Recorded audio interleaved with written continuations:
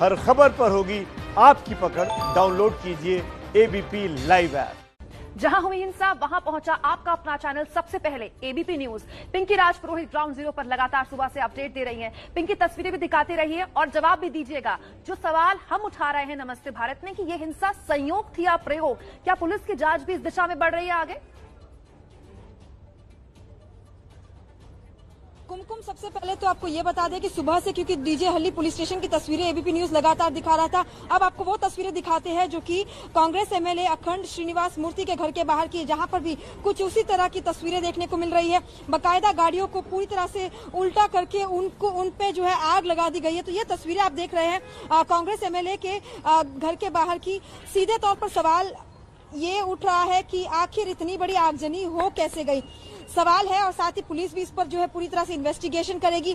खुद CM BS Yediyurappa ने भी जो है ट्वीट कर ये कहा है कि जो भी इसमें इन्वॉल्व होगा उन्हें बख्शा नहीं जाएगा। होम मिनिस्टर की ओर से भी यही कहा गया। लेकिन सबसे बड़ा सवाल यही कि गृह मंत्रालय से जब अलर्ट था तो आखिर इतनी बड़ी या आगजनी कैसे हो गई। यहाँ पर आप देख सकते हैं ये तस्वीरें उस घर की जहाँ पर एमएलए रहते थे, और देखिए किस तरह से धुआं भी जो अभी भी इस घर के बाहर से निकल रहा है। आप देख सकते हैं कि कितनी बड़ी आगजनी थी जिसके सबूत जो है वो अभी भी आपको यहाँ पर दिखाई देंगे। हम अंदर जाने की कोशिश करते हैं आपको ये दिखाने के लिए कि आखिर कितना बड़ा डैमेज जो है वो यहाँ पर इस एमएलए के घर में हुआ है। ये देखिए तस्वीरें, यहाँ पर अभी भी जो है धुआं पूरी तरह से इस घर के अंदर दिखाई दे रहा है। ये तस्वीरें आप देखिए जहाँ पर पूरी तरह से आग के हवाले इस घर को कर दिया है।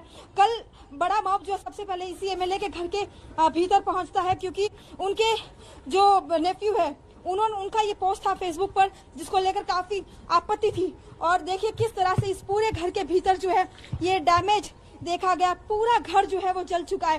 सीधे तौर पर आखिर इतनी बड़ी संख्या में लोग किस तरह से पहुंच जाते हैं और इतनी बड़ी आगजनी न सिर्फ एमएलए के घर पे बल्कि पुलिस स्टेशन में भी आग लगाते हैं। तमाम व्हीकल्स में ये आगजनी जो है देखी जाती है।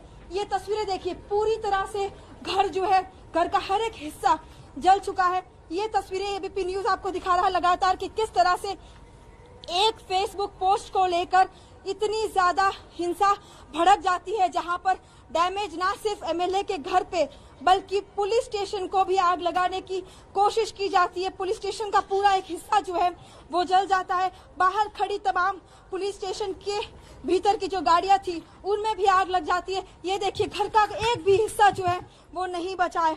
ये शायद एक बेड का टुकड़ा आप देख सकते हैं, फर्नीचर का टुकड़ा जो किस तरह से जल चुका है। ये देखिए ये एक और कमरा है उस घर का जहाँ पर पूरी तरह से जो है सब कुछ जल कर तहस नहस हो चुका है। सवाल यही कि आखिर इतनी बड़ी हिंसा हो कैसे जाती है। इतनी बड़ी इस घर को भी जलाने के लिए सीधे तौर पर कई सारी चीजों की जरूरत है। क्या हाथ में पेट्रोल लेकर आए थे, क्या तमाम चीजों का इंतजाम करके ये मॉब यहाँ पहुंचा था। इन तमाम सवालों के साथ जो सवाल है वो ये जरूर इशारा करती है कि क्या पहले से ही सब कुछ प्लान करके ये हमला किया गया है।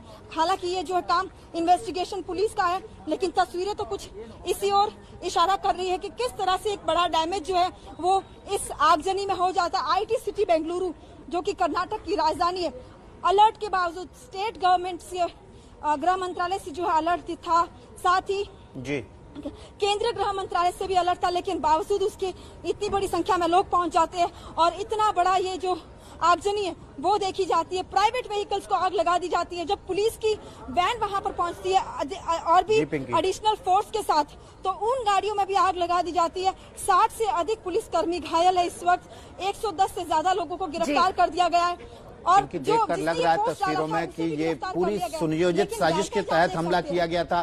पूरे घर में आग लगाई गई। आग लगाने के लिए किसी ज्वलनशील पदार्थ का भी इस्तेमाल किया गया होगा। जिस तरह से घर के हालात दिख रहे हैं वहाँ बड़ा सामान नहीं दिख रहा है। हो सकता है उससे पहले लूटपाट भी की गई हो। इससे साफ है कि ये एक साजिश का हिस्सा था।